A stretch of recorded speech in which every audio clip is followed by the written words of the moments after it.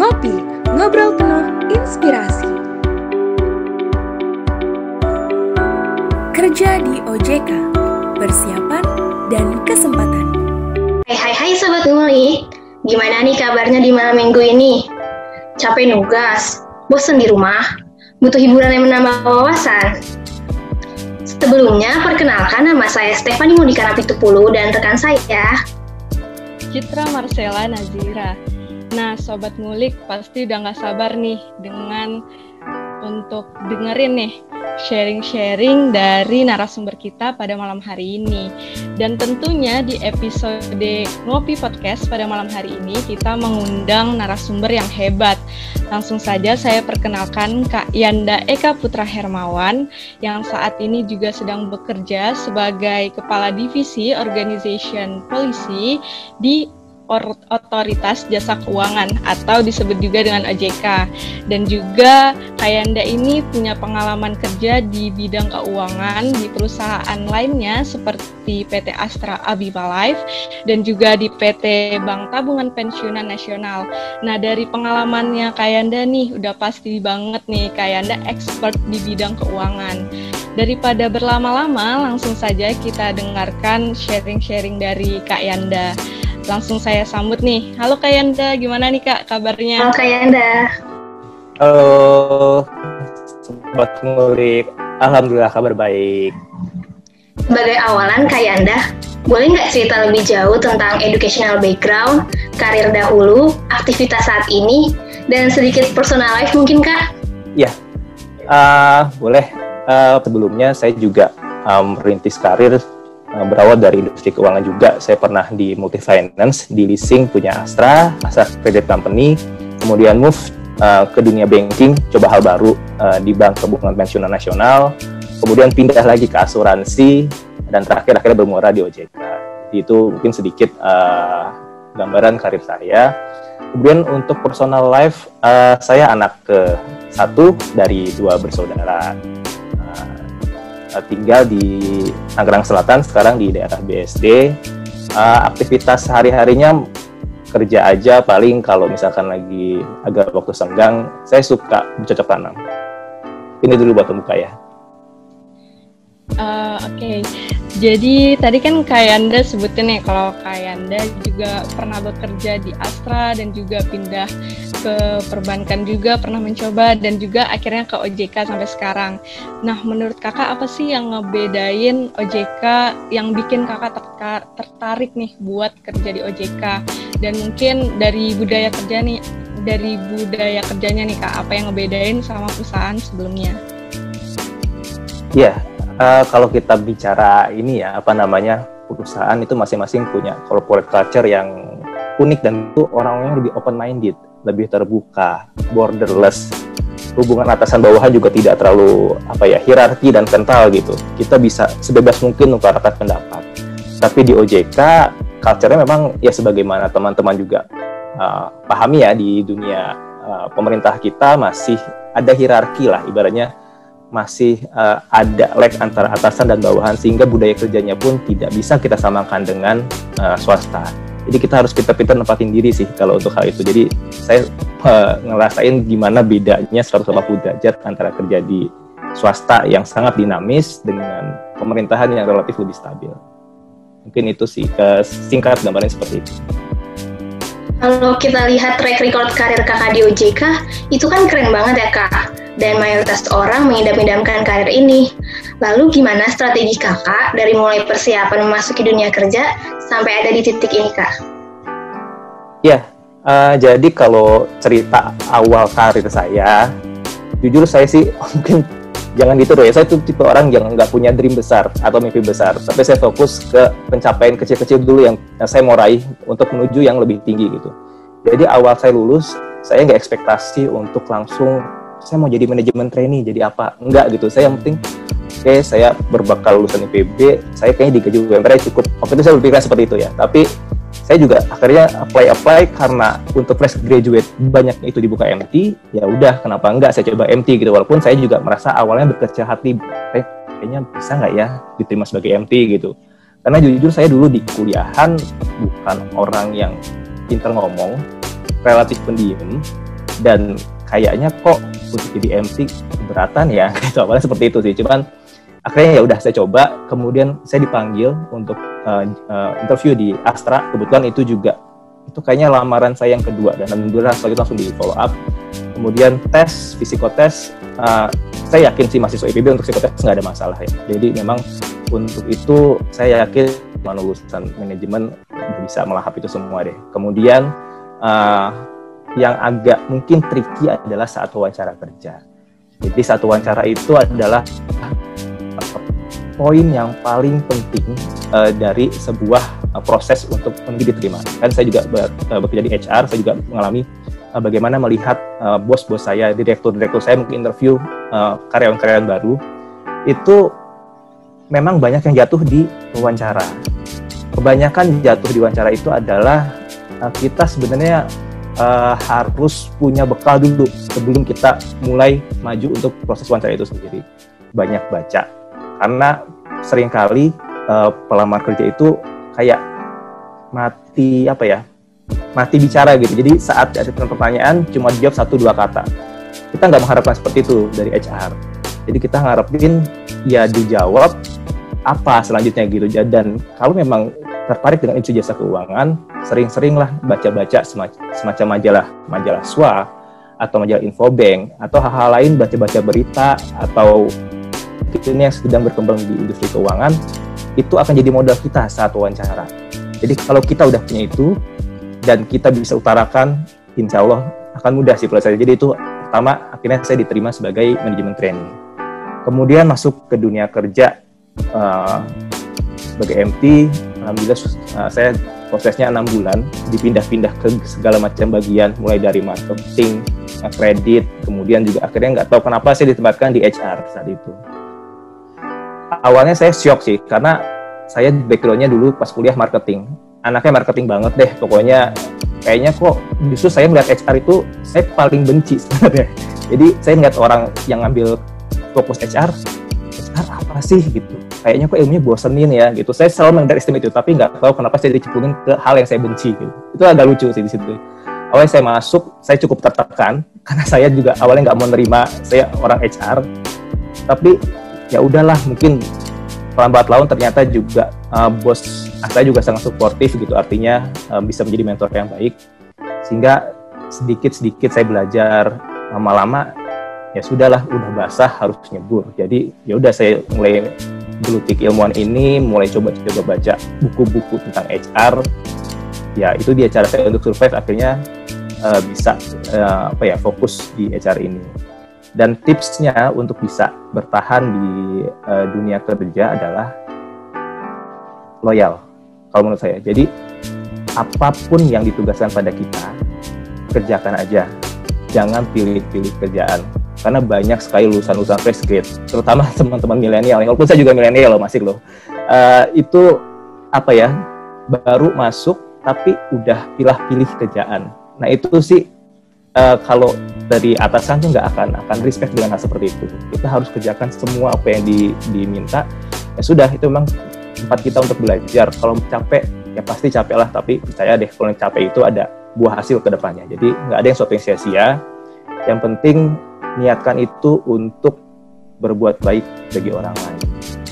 Dan itu juga saya tanamkan, karena kalau kita mikirnya kerjaan capek-capek terus, ya kita nggak akan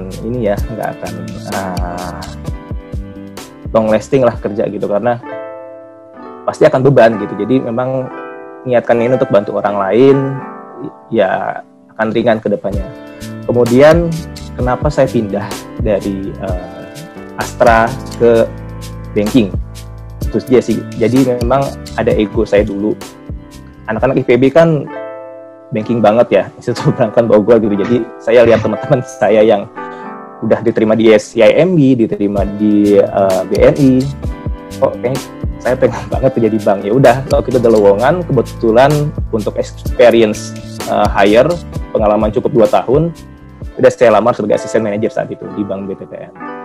Alhamdulillah kok diterima. Ya udah, ini biar saya kecapai lagi nih kerja di bank yang notabene itu kayaknya IPB udah kerja di bank udah keren gitu kan. Jadi oke lah, ambisi saya satu udah dapat.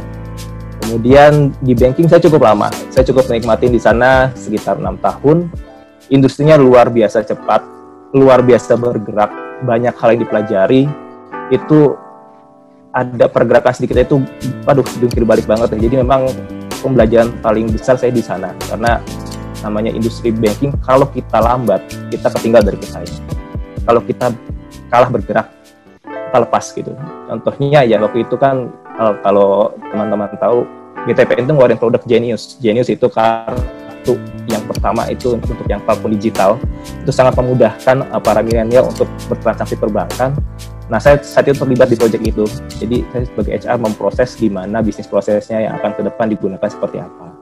Jadi, itu sih pembelajaran teman-teman kalau mau cari jasa keuangan ini menurut saya sangat tepat. Karena sangat cepat berubah, dinamis, banyak hal yang dipelajari. Dan satu lagi, gajinya lumayan. Jadi, ya itu tadi sih, artinya banking ini kan banyak sekali ya Bang ya. Jadi, asuransi, lembaga jasa keuangan seperti leasing itu sangat banyak. Jadi kalau teman-teman mau berkarir, mau pindah-pindah, itu banyak sekali peluangnya. Jadi nggak sempit gitu. Misalkan kalau teman-teman di industri oil and gas, ya perusahaan minyak gas berapa banyak sih gitu. Tapi kalau industri jasa keuangan itu banyak sekali, dan itu bisa dari bank ke asuransi ke lembaga jasa keuangan ini, atau itu tiba-tiba, atau kayak saya tiba-tiba nyemplung ke OJK karena terkait keuangan juga. Ya udah, itu sih peluangnya besar. Kemudian saat itu mulai agak jenuh di banking, kebetulan ada lowongan di asuransi, dan itu punya Astra kebetulan. Saya juga ngerasa kangen dengan Astra, akhirnya saya pindah lagi ke asuransi, punya Astra di Astra Aviva. Nah di situ kebetulan proses paralel sama OJK. Jadi saya apply ke OJK, saya apply juga ke Astra Aviva. Kebetulan yang diumumkan duluan itu Astranya, ya sudah saya ambil kan. Terus saya udah berjalan sekitar 1-2 bulan di Astra, OJK ngumumin saya diterima. Aduh, ini berat sekali deh. Karena dua-duanya itu apa ya, saya senang banget sebetulnya waktu itu di asuransi itu juga, di industri juga yang baru berkembang dan lagi booming saat itu. Cuman itu tadi sih, maksudnya apa yang membuat saya tarik untuk join di OJK adalah selama ini saya sudah bantu perusahaan untuk bisa build bisnisnya, untuk bisa memberikan keuntungan buat para pemegang saham. Kapan saya bisa memberikan kontribusi untuk negara ini gitu. Jadi itu jadi sarana saya juga untuk kayaknya udah cukup deh di ini deh. Saatnya saya untuk bisa berbuat lebih banyak untuk negara saya gitu. Ya udahlah, akhirnya mungkin kedengarannya klise banget ya, tapi itu salah satu panggilan saya sih. Kenapa saya milih OJK? Kalau dibilang gajinya kurang lebih sama aja sebenarnya sama yang si asuransi itu, tapi ada panggilan lain yang bikin saya, oke deh, saya kesana deh, saya bantu untuk bisa support keuangan dari sisi yang lain. Mungkin itu kepanjangan ya, sorry kepanjangan ya. Apa-apa Kak. Berarti Kak, walaupun dari awal nih yang Kakak pendiam, terus juga kayak nggak berharap juga lulus, tapi yang penting intinya belajar terus ya Kak. Terus juga persiapan juga nih buat temen-temen nih Sobat Ngulik. Kalau misalnya hadapin wawancara, kalau bisa dipersiapin, terutama buat mahasiswa nih, bisa dipersiapin dari sekarang sebelum lulus. Jadi nanti ke depannya kalau udah lulus bisa nih kita bisa menghadapi wawancara nantinya. Dan juga jangan lupa nih membaca juga intinya ya Kak. Iya betul. Mungkin nggak mati kutu ya Kak. Iya betul, jangan sampai kita nggak bisa ngomong apa-apa pas wawancara. Itu sih.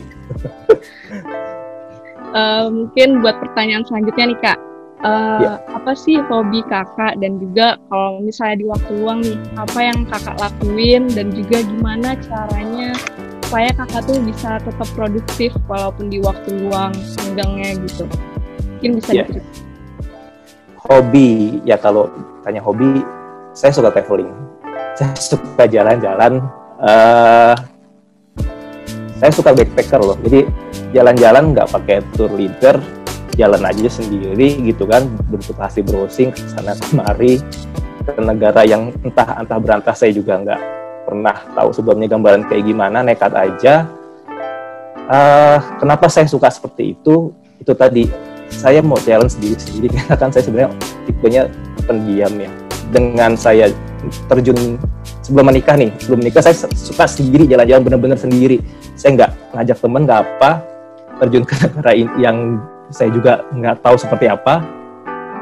Di situ ngajarin saya untuk survive, bertahan hidup. Bagaimana cara kita untuk problem solving. Itu juga penting di dunia kerja. Jadi kita ngadepin kesulitan. Kita harus cari ini sendiri karena kita minta bantuan siapa? Teman traveling nggak ada. Orang asing, ya itu karena mentok-mentok kita minta bantuan orang asing gitu dan itu melatih juga kemampuan. Misalkan berbahasa, kalau sedikit-sedikit ya mudah-mudahan mereka mengerti gitu. Tapi kan ya itu kayak mengasah keberanian, problem solving dan kayak kadang-kadang kalau kita sendiri karena kita nggak punya teman ngobrol, kita suka ketemu orang baru, dengar pengalaman, pelajaran hidup dari orang-orang yang kita nggak pernah juga sama sekali dengan latar belakang yang berbeda. Itu menguatkan mental kita sih. Artinya kadang-kadang mereka nggak tahu ya, kadang-kadang orang asing tuh bisa curhat ke kita gitu. Kadang masalah kita tuh kecil banget dibanding mereka ya. Kita kok lembek banget ya. Jadi itu ngelatih mental kita untuk lebih kuat. Kalau saya nggak seperti itu. Kemudian kalau pandemi gini kan nggak mungkin traveling ya. Semua kita di ban di semua negara juga. Dan mau keluar kota juga masih takut. Jadi ya sekarang saya hobinya yang lagi hits zaman sekarang berkebun. Jadi melihara tanaman hias di rumah. Dan ya dikit-dikit lah, anak IPB masa nggak tahu tanaman sih. Jadi saya juga walaupun anak ekonomi saya juga tahu lah sekarang nama-nama tanaman dikit-dikit ya. Jadi memberikan warna IPB ke hidup saya lah, minimal itu ada pertanyaan-pertanyaannya. Kemudian gimana caranya agar stay produktif? Itu tadi, once kita sudah mencapai X house, kita jangan paksakan diri kita untuk lebih lagi. Itu udah batas maksimal kita karena kita harus mencintai diri kita sendiri. Kita harus sadar bahwa setiap orang punya batas. Setiap orang punya kapasitas. Jadi jangan paksakan itu melebihi karena kalau itu melebihi dampaknya akan nggak baik untuk kita, kesehatan kita dan lingkungan sekitar. Jadi let's take a break. Entah me time, doing nothing, atau lakukan hal yang kita suka, itu akan recharge lagi. Misalkan nanti hari selanjutnya saat masuk kantor, kita udah produktif lagi gitu. Kalau saya seperti itu sih, take a break for a while, for a better kinerja ya, untuk feeling juga yang lebih baik lah. Jadi memang terkadang kita harus berhenti sejenak untuk bisa lebih produktif. Gitu sih. Tuh Sobat Ngulik, jangan sibuk bekerja aja ya, kita harus ingat istirahat untuk diri kita juga. Nah, Kayanda, menurut kakak, apa 3 hal utama yang buat kakak sangat jatuh cinta sama karir di bidang keuangan? Dan kakak kalau boleh ceritain 3 tantangan terbesar yang biasanya dihadapi sama orang-orang di sektor keuangan, Kak, gimana tuh? Iya, kalau ditanya 3 hal utama apa yang membuat saya sangat betah ya, bilang kok di keuangan dulu nggak pindah-pindah industri ya. Yang pertama yang tadi saya bilang, dinamis, sehingga banyak hal yang dipelajari. Di situ teman-teman bisa stay update, stay produktif karena kan dunia ini geraknya sangat cepat ya. Sedikit apapun peristiwa akan berdampak ke jasa keuangan. Contohnya pandemi ini kan bidang kesehatan sebenarnya, tapi ini sangat besar sekali gejolak industri keuangan sehingga memang industri keuangan harus memutar otak gimana bisa survive, gimana bisa menciptakan produk-produk yang bisa menyesuaikan kebutuhan dari pelanggan. Kita harus cepat gitu, karena kalau nggak cepat kita akan ketinggalan.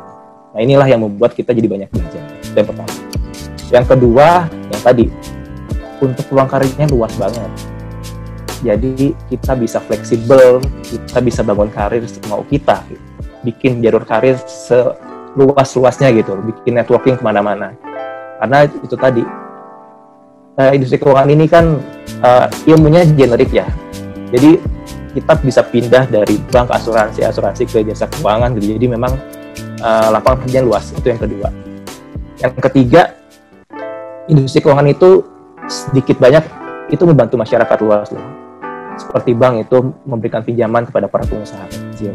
itu kita udah membantu mereka, mempermudah mereka untuk bisa mendapatkan akses keuangan. Itu udah seperti sumbangsih ya. Jadi kita bekerja itu nggak cuman memikirkan diri kita sendiri, tapi juga memikirkan orang lain. Itu yang ketiga. Jadi 3 hal tadi yang kenapa betah banget di keuangan. Terus 3 tantangan terbesarnya apa sih? Yang pertama, capek banget bekerja di jasa keuangan. Karena industrinya bergerak cepat, kita harus lari. Kalau kita jalan, ketinggalan, keseret-seret, kepental. Jadi itu, kita harus cepat dan bisa cepat merespon perubahan. Yang kedua adalah jasa keuangan itu rapuh ya, bisa dibilang. Kenapa rapuh? Kan itu tadi, gampang banget terdampak sama hal lain. Contohnya, hal seperti ini, misalkan ada pandemi sedikit, otomatis kan kredit turun. Itu tadi sih, PHK atau perusahaan asuransi buka tutup, itu sangat sering sekali. Jadi memang teman-teman yang bekerja di industri jasa keuangan harus siap-siap. Kalau tiba-tiba misalkan banknya di merger, asuransinya ditutup, atau berubah nama, atau berubah pemilik. Nah itu sangat cepat sekali, sehingga memang kadang-kadang kita suka shock gitu hal kayak seperti itu kan. Aduh, tiba-tiba jobless, aduh tiba-tiba ganti bos, aduh tiba-tiba ini. Jadi hal kayak gitu juga kadang-kadang kalau nggak kuat-kuat mental, lumayan juga untuk recovery-nya. Terus yang ketiga, saya nggak nemu sih, 2 aja boleh nggak? Mungkin ada sih Kak pertanyaan dari saya. Kan perusahaan walaupun udah kerja nih, tetap harus belajar terus karena dinamis. Nah, Kakak biasanya kalau belajar itu sumbernya dari mana aja, Kak? Selain dari buku gitu, Kak? Iya, kalau saya belajar itu paling senang dari cerita orang lain sih. Jadi saya suka sharing sama teman-teman yang bekerja di perusahaan lain, suka keep in touch juga sama teman-teman kuliah di PB yang dulu gitu. Jadi memang kan industrinya macam-macam nih, kerjanya juga macam-macam. Ngobrol aja gitu, jadi ada ngobrol-ngobrol, kadang-kadang refleks pekerjaannya ternyata banyak hal yang saya nggak tahu, jadi saya tahu gitu. Terus juga yang kedua, selain dari teman-teman, itu dengan bos, atasan atau teman kerja, itu powerful banget sih kalau kita mau ngasah knowledge ya, karena kan mereka pengalamannya sudah lebih tinggi nih, bos-bos kita nih. Kadang-kadang kalau kita belum pernah ngalamin, mereka sudah pernah ngalami. Jadi hal-hal kayak gitu kita bisa jadikan pelajaran untuk kalau kejadian di kita ke depannya, kita sudah siap.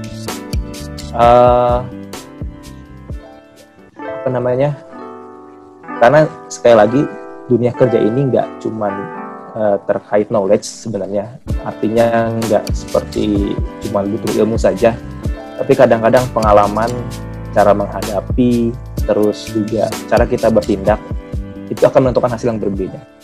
Jadi kita punya knowledge banyak, tapi kita salah mengambil tindakan, itu bisa fatal akibatnya. Jadi itu tadi, belajar dari pengalaman, belajar yang sudah expert, belajar dari teman-teman, bahkan belajar dari adik-adik. Saya juga, karena saya udah ya lumayan lah ya, nggak mudah-mudah banget juga di dunia kerja, jadi saya juga ada fresh grade yang baru masuk. Kadang-kadang gitu sendiri, mereka juga, saya kadang-kadang banyak mengambil dari pelajaran dari mereka, walaupun lebih junior, kan dunia sudah berubah ya, mereka lebih update informasi mungkin dibanding saya di dunia luar. Jadi hal seperti itu juga turut mengupdate knowledge saya sih, untuk bisa lebih tahu lebih banyak.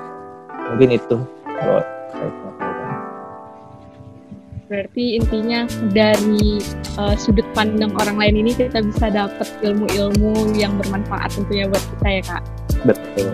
Nah, untuk pertanyaan terakhir nih Kak, kira-kira apa sih pesan mungkin berupa tips nih buat terutama mahasiswa dan juga fresh graduate supaya bisa sukses berkarir di bidang keuangan ini Kak?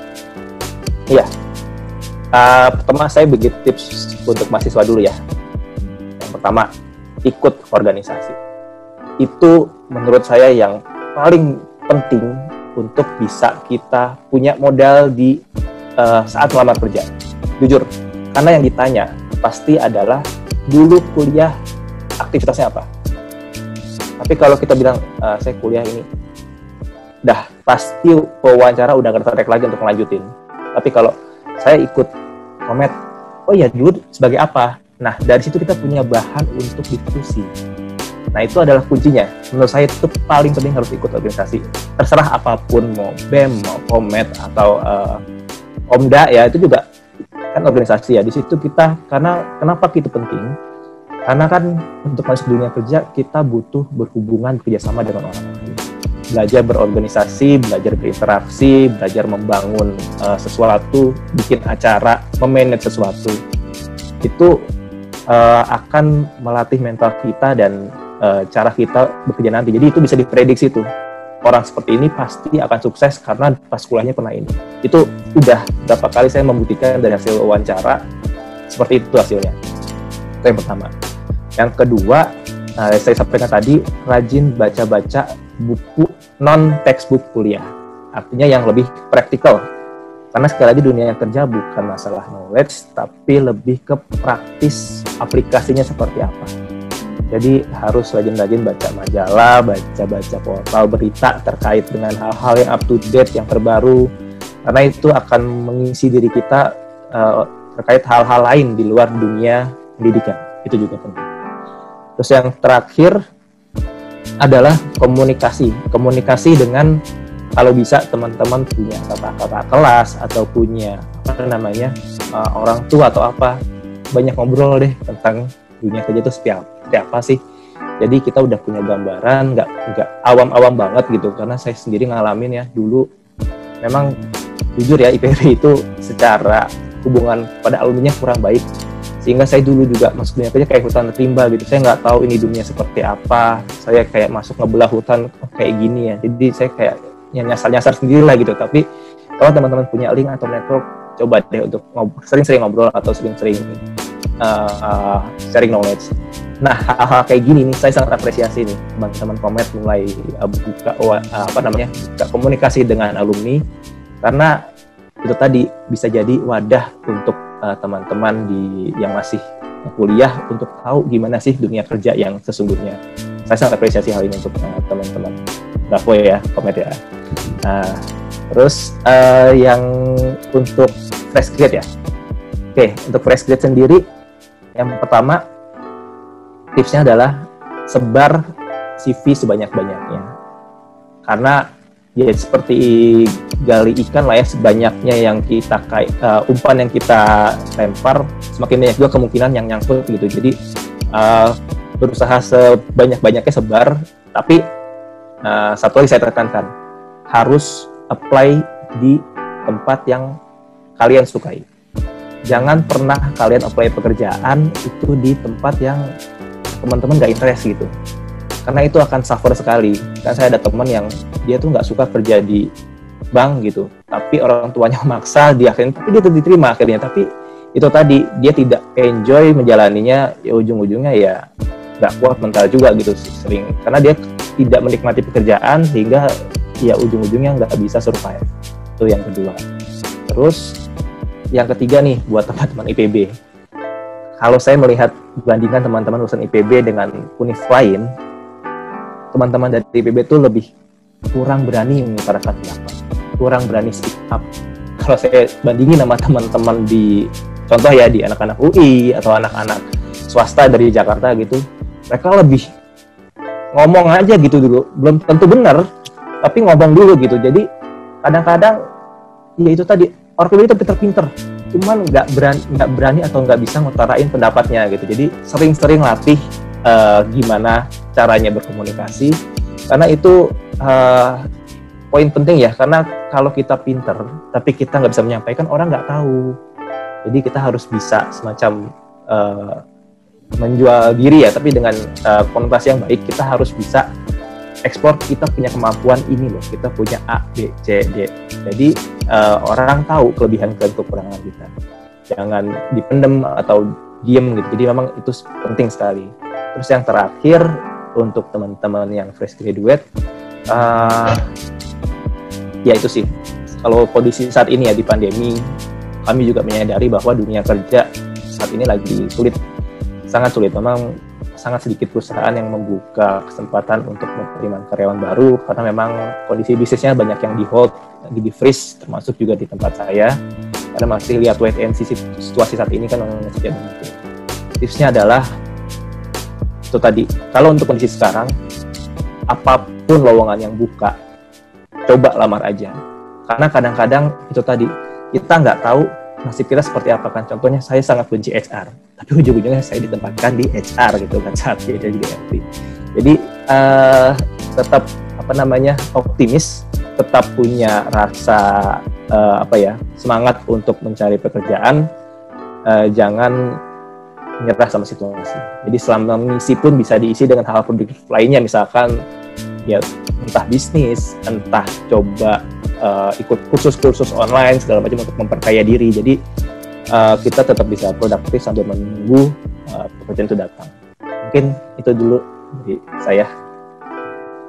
Berarti kalau aku bisa simpulin buat Sobat Ngulik, kita tuh sebagai mahasiswa harus ikut organisasi, rajin baca buku non-textbook kuliah, supaya kita bisa belajar banyak hal yang di luar dari kita pelajarin di kuliah.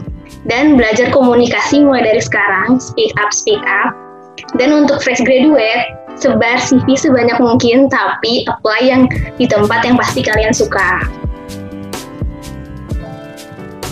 Nah, mungkin dari penjelasan sebelumnya nih Kak, kita kasih closing statement nih buat Sobat Ngulik di rumah. Yakin lah di PB itu harus keras banget untuk kalau nggak bisa bertahan ya. Cuman itu tadi ada kelemahan yang harus kita perbaiki. Jadi tadi communication skill-nya coba ditingkatkan.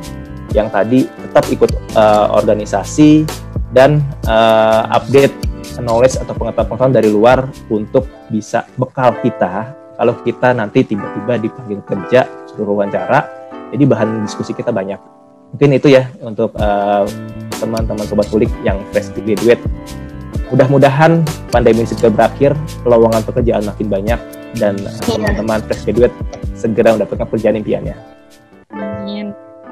Jadi gitu Sobat Ngulik, pengalaman dan tips-tips dari Kak Yanda. Semoga berguna ya untuk Sobat Ngulik sekalian. Gimana nih Cit? Nggak kerasa kita udah berada di penghujung acara. Nah iya bener banget nih, jadi nggak kerasa kita udah berbincang cukup lama dan tentunya nih banyak tips dan juga inspirasi dari Kak Yanda, dan semoga nih Kak kita bisa berjumpa lagi. Dan mungkin untuk malam hari ini saya mengutip sebuah quotes nih dari Steve Jobs. The only way to the great work is to love what you do. If you haven't found it yet, keep looking, don't settle. Nah baiklah, demikianlah episode Ngopi Podcast untuk malam hari ini. Terima kasih kepada Kak Yanda yang telah menyempatkan di malam minggu ini. Sama-sama. Ilmu dan juga pengalaman kerjanya. Semoga bermanfaat nih, terutama buat Sobat Ngulik. Saya Citra Marcella Nazira dan rekan saya Stefani Monika Napitupulu, pamit undur diri, dan jangan lupa terus saksikan Ngopi Podcast, ngobrol penuh inspirasi di episode-episode yang akan datang. See you again, Sobat Ngulik!